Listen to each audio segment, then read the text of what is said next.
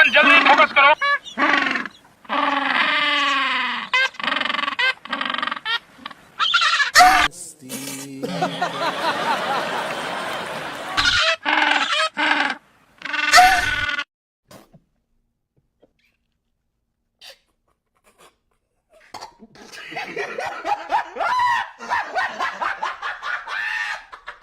Modi ji, petrol diesel महंगा हो गया, दूध के दाम भी बढ़ गए, सिलेंडर मिल नहीं रहा,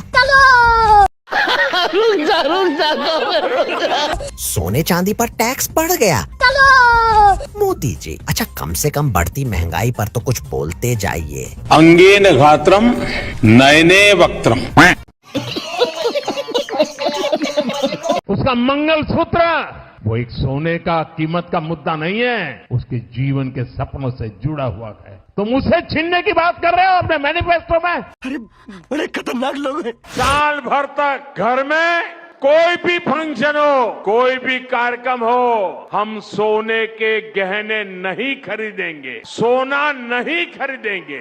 वाह वाह वाह वाह वाह वाह वाह। जनता को कहते हैं पेट्रोल डीजल कम इस्तेमाल करो, इलेक्ट्रिक गाड़ियां खरीदो, और खुद यहाँ पर 100 गाड़ियों की कॉन्वॉय चला रखी है। Coming to us from sources that the Prime Minister has ordered a cut of the number of vehicles in his convoy. That's right. मतलब जो दूसरों को कह रहे हो करने को, पहले खुद उन चीजों को करो। बात तो सही है। इनमें से कितनी गाड़ियां इलेक्ट्रिक गाड़ियां बता देना, कम से कम अपने कॉन्वॉय में पहले इलेक्ट्रिक गाड़ियां चला लेते। And he has also requested them that if possible, the number of electric vehicles should also be increased in the convoy. मैं ये नहीं कह रहा कि सजेशंस गलत है, लेकिन एक लीडर का काम होता है लीड करना। बात तो सही है। लो भाई, मोदी जी ने तो भक्तों के मुंह पे हक दिया। यहाँ पिल्ले देश में जैसे तैसे तो हिंदू मुसलमान की नफरत बढ़ाते हैं, पर मोदी जी ने वहाँ भाईचारा दिखा के इन्हें फिर से इनकी औकात दिखा दी। अब कितना भी तुम मोदी जी को अपना बाप बना लो, रहोगे तो सौतेले ही। मोदी जी देखो कितने खुश हैं, पूरे शाहरुख खान बन गए। 3 खबरें जो आपको न्यूज चैनल्स पर कहीं नहीं देखने को मिलेंगी। पहला, चलो भाई देखो, याद है पिछले साल कैसे छाती पीट पीट कर बताया जा रहा था जनता को कि इंडिया 4th लार्जेस्ट इकोनॉमी बन गया है, जापान को हमने पीछे छोड़ दिया है, देश विश्व गुरु बन गया है। बात तो सही है। दुनिया की 4थी इकोनॉमी बने कि अब जापान को भी पीछे छोड़ करके हम आगे निकल गए। हर जगह यही खबर चल रही थी, लेकिन आज इंडिया की रैंकिंग वापस नीचे गिर गई है। इंडिया 6th लार्जेस्ट हो गया है और ये कहीं आपको नहीं बताया जाएगा। बात तो सही है। इसके पीछे कारण है रुपये की तेजी से गिरती हुई वैल्यू। दिल्ली सरकार और रुपये के बीच में कंपटीशन चल रहा है, किसकी आबरू तेजी से गिरती चली जा रही है, कौन आगे जाएगा। रिकॉर्ड ब्रेकिंग नंबर्स में फॉरेन इन्वेस्टर्स अपना पैसा इंडिया से बाहर निकाल रहे हैं। दूसरा, इस साल इंडिया की प्रेस फ्रीडम रैंकिंग और भी ज्यादा नीचे गिर गई है। पिछले साल इंडिया 151 रैंक पर था आउट ऑफ 180 कंट्रीज, इस साल 157 आउट ऑफ 180 पर गिर गया है। इसका कारण नरेंद्र मोदी है। हमारे देश में प्रेस फ्रीडम की इतनी बुरी हालत है कि अब हमारी रैंकिंग सारी नेबरिंग कंट्रीज, चाहे पाकिस्तान हो, बांग्लादेश हो, नेपाल हो, श्रीलंका हो, सबसे नीचे है। ये भगवान क्या जुल्म है। तीसरा, इसी तरीके से वीडेम डेमोक्रेसी इंडेक्स में इंडिया की रैंकिंग 5 प्लेसेस इस साल और नीचे गिर गई है। अब हमारी रैंक है 105 आउट ऑफ 179 कंट्रीज, और यही इंडेक्स है जिसने इंडिया को इलेक्टोरल ऑटोक्रेसी घोषित किया है। शेयर करो इस वीडियो को, क्योंकि ये खबरें आपको न्यूज चैनल्स में कहीं नहीं देखने को मिलेंगी। इस सज्जन को क्या तकलीफ है भाई? हालांकि अगर आप इस टाइप के लोगों में से हो जो प्रधानमंत्री मोदी को अपना भगवान मानते हैं, वो भगवान है हमारे, हम उनकी पूजा करते हैं। प्राइम मिनिस्टर मोदी वो हमारे लिए एक अवतार है, वो एक साधारण मनुष्य नहीं है। प्रधानमंत्री इस देश के भगवान विष्णु का अवतार है। क्या बोला तूने? या फिर आप इस टाइप के लोगों में से हो जिन्हें लगता है कि मोदी जी ने किया है तो कुछ सोचकर ही किया होगा। आप अपना दिल ऑलरेडी मोदी जी को दे चुके हो। मोदी हमारा पति, हमारा भाई, हमारा बाप, हमारा गुरु है। आप सब बोलिए, क्यों आपको लगता है कि मोदी जो और योगी जी वो विकास दे पाएंगे जो और कोई नहीं दे? हम उनके पर दिल दे बैठे हैं। ऐसे केस में आपके लिए मुश्किल हो सकता है अपनी आंखें खोलकर सच हजम करना, लेकिन बाकी सब लोगों के लिए अगर आप सही मायनों में देश की परवाह करते हो तो आज का ये वीडियो बहुत बहुत जरूरी है। क्या बात है सर, क्या बात है सर। मैं आपसे पूछना चाहती हूँ, कौन सी कठोर बात कह दी प्रधानमंत्री जी ने? यदि प्रधानमंत्री जी ये कह रहे हैं कि भाई साल 6 महीने सोना मत खरीदो, क्या ये कठोर है? अगर कि भाई कुछ दिन विदेश मत जाओ, अपने ही देश में घूमो, तो क्या ये कठोर है? अगर प्रधानमंत्री जी कहते हैं कि ईंधन की बचत करो, भाई कार पूल कर लो, पब्लिक ट्रांसपोर्टेशन यूज करो, तो क्या ये कठोर है? सारी उम्र में जो कर जबड़े आ रहा। भारत संकट में है और भारत का मुखिया इस संकट की घड़ी में हम सबको छोड़कर भाग गया, विदेशी यात्राओं पर निकल गए। अरे बड़े खतरनाक लोग हैं। प्रधानमंत्री जी ने मन से आकर कहा था डीजल बचाओ पेट्रोल बचाओ, खुद हवाई जहाज लेकर विदेशी यात्राओं पर निकल गए। हमसे कहते हैं वर्क फ्रॉम होम करो, तो आप क्यों नहीं करते हो? क्यों डीजल पेट्रोल बर्बाद कर रहे हो विदेशी यात्राओं के लिए? यहीं से ऑनलाइन प्रेस कॉन्फ्रेंस कर लेते, जिन देशों में जाना है एग्रीमेंट कर लेते। ये बड़ी अच्छी बात कही आप। बाकी काम विदेश मंत्री संभाल लेता, वो क्यों बनाया गया है? उसको भी विदेश यात्राएं करने दो, वो विदेश मंत्री है। तुम इस संकट की घड़ी में देश को संभालो, क्योंकि भारत सरकार नहीं मोदी सरकार बोला जाता है। दूध महंगा हो रहा है, गैस महंगी हो रही है, पेट्रोल महंगी हो रही है, 1 अरब 40 करोड़ लोग प्रभावित हैं और तुम छोड़कर भाग रहे हो विदेशों में।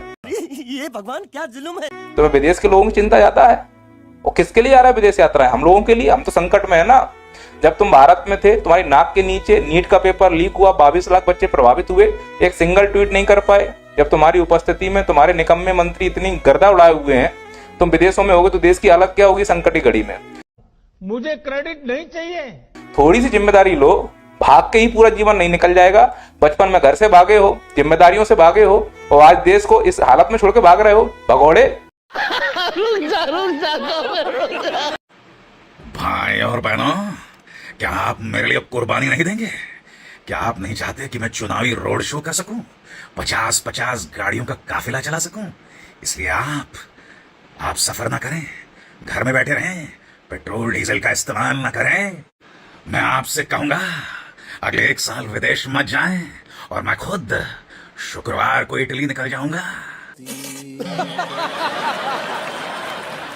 नॉर्वे निकल जाऊंगा। मित्रों, कैसा लग रहा है मेरा मजाक? बोलो, घर में बैठे रहोगे, वर्क फ्रॉम होम करोगे, और मैं अपनी 50 गाड़ियों के साथ गुजरात में रोड शो करूंगा, सोमनाथ से रोड शो करूंगा। मित्रों, कैसा लग रहा है? भाइयों बहनों, हम 4 देशों की विदेश यात्रा पर निकल रहे हैं आज। तो उसमें जाने में कुछ खर्चा होगा, इसलिए जाने से पहले ही हमने पेट्रोल और डीजल के दाम बढ़ा दिए। वहां से आने के बाद अगर देखेंगे ज्यादा पैसा खर्चा हुआ तो फिर से बढ़ाया जाएगा। इसी तरीके से हम देश को लूटते रहेंगे और तुम सब ताली बजाते रहना। पहली बार मुझे पता चला कि गले मिलना और गले पड़ना में क्या अंतर होता है।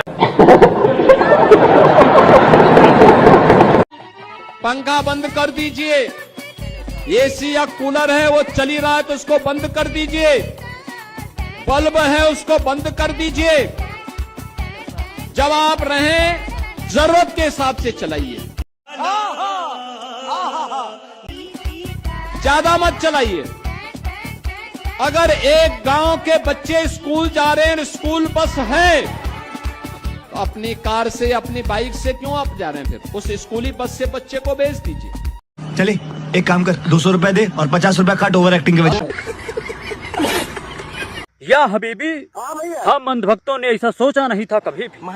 अपने देश के मुसलमानों से नफरत और बाहरी देश के मुसलमानों से प्यार।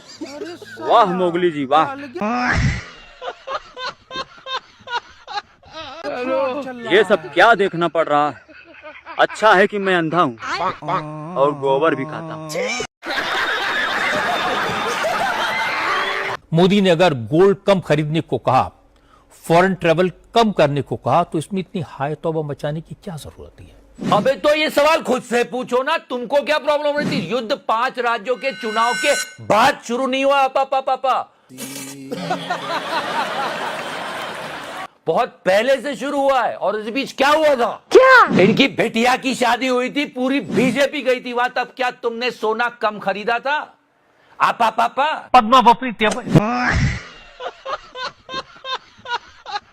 ये रुपया ताकतवर होना चाहिए, कि हमारे देश का रुपया लुढ़कना नहीं चाहिए, हमारा रुपया ताकतवर होना चाहिए। बात तो सही है। डॉलर के मुकाबले हम बड़ी हिम्मत के साथ खड़े रहे, इसमें कोई दुविधा नहीं। लेकिन कैसे? ऐसे ऐसे ऐसे कैसे वैसे जैसे जैसे देशभक्ति हमें ललकार रही है। कम से कम 1 साल के लिए हमें विदेशों में जाने की बातों को टालना चाहिए।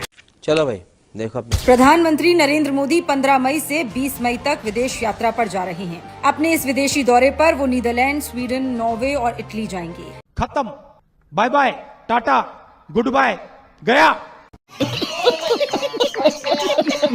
इन देशों में गर्मी नहीं होगी, मौसम बेहद सुहाना होगा। इन लोगों से मिलिए, ये अंधभक्त हैं। ये मोदी जी को खुश करना चाहते हैं। मोदी जी ने कहा डीजल पेट्रोल कम यूज करो, इसलिए ये साइकिल से चल रहे हैं। और देखिए एक भाई हैं जो रील बनाते हुए चल रहे हैं, इनको देखिए। मतलब अगर मोदी जी की बात माननी ही है तो इतना दिखावा क्यों करना। आर्थिक संकट इसलिए पैदा हुआ है कि लोग सोना खरीदते हैं। बताइए, आपके गले उतरता है भाई? आएगा मजा। सोने की आयात पर भी देश का बहुत बड़ा पैसा विदेश जाता है। मैं आप सबसे, देशवासियों से आग्रह करूंगा कि जब तक हालात सामान्य न हो, हम सोने की खरीद को टाले। गोल्ड की जरूरत नहीं है। ओहो, सरपंच जी तो चल दिए, अब कौन उठाएगा गांव की जिम्मेदारी। ये बंदा इलेक्शन से पहले कहता है हिंदू खतरे में है वोट दो, इलेक्शंस के बाद कहता है देश खतरे में है बलिदान दो। फिर इसे 4 शब्द बोल दो तो इसके भक्तों का रिएक्शन ऐसा होता है। खबरदार, बाप है हमारा। देखो, देशभक्त प्रधानमंत्री पेट्रोल बचाने के लिए सिर्फ 2 गाड़ियों का इस्तेमाल कर रहे हैं। हर दूसरा भड़वा यही ज्ञान पेल रहा है। अबे सालों, बचा ही 2 गाड़ियों के लायक पेट्रोल है। लाखों लीटर पेट्रोल तो तुम्हारे पापा ने इलेक्शन से पहले फूंक दिया। पेट्रोल बचाओ बोलने के बाद मनोरंजन में फाइटर जेट उड़वा के हजारों लीटर उसमें फूंक दिया। तो ये देशभक्ति नहीं, मजबूरी है। मुझे क्रेडिट नहीं चाहिए। अगर ये देशभक्ति होती तो इलेक्शंस की कैंपेनिंग भी 2 गाड़ियां लेके ही करते। अभी इलेक्शंस आने तो गाड़ियां 2 से फिर से 200 हो जाएंगी। और ये अंधभक्त पता नहीं कौन सी नस्ल के पिल्ले हैं, इनकी आंखें नहीं खुलती। अगर कार में ही जाना जरूरी है तो फिर कार पूल करने का प्रयास करें और भी लोगों को साथ बिठा ले। मस्त जोक मारा रे। मोदी जी कह रहे सोना चांदी ना खरीदें। मोदी जी को तो जरूरत नहीं है ना भाई, बाल ना बच्चा नींद पर अच्छा। बाल बच्चा होता तब ना बेटा बेटी की शादी करते, प्रधानमंत्री जी भी वादे के सच्चे होते तो मोदी जी के भी बच्चे होते। बच्चे होते तो तुत्ता मोर से थोड़े ना खेल रहे होते। फिर बेटी के लिए मंगलसूत्र का इंतजाम करते, मंग टिक्का करते, कान के बाली का व्यवस्था करते। बाल न बच्चा नींद पर अच्छा, आगे नाथ न पीछे पगहा, बगैर लगाम का कूदे गधा। अरे कटौती करना था प्रधानमंत्री जी तो बंगाल के चुनाव में रैलियां ना कर रहे होते, रोड शो ना कर रहे होते, विदेशी यात्राएं ना कर रहे होते। घूम फिर करके फिर तनाव आ गया। इतना प्यार, इतना उत्साह, सच कहूं कुछ देर के लिए मैं भूल ही गया था कि मैं नीदरलैंड में हूं। अच्छा,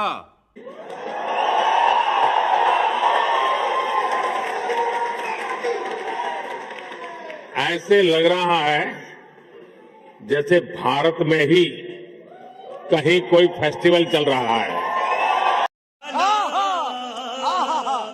अगर ये स्थितियां तेजी से नहीं बदली गई तो बीते अनेक दशकों की उपलब्धियों पर पानी फिर जाएगा। अच्छा, दुनिया की बहुत बड़ी आबादी फिर से गरीबी के दलदल में चली जाएगी।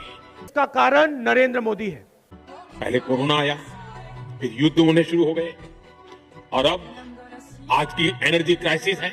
ये दशक दुनिया के लिए आपदाओं का दशक बन रहा है, हम सभी देख रहे हैं। वाह।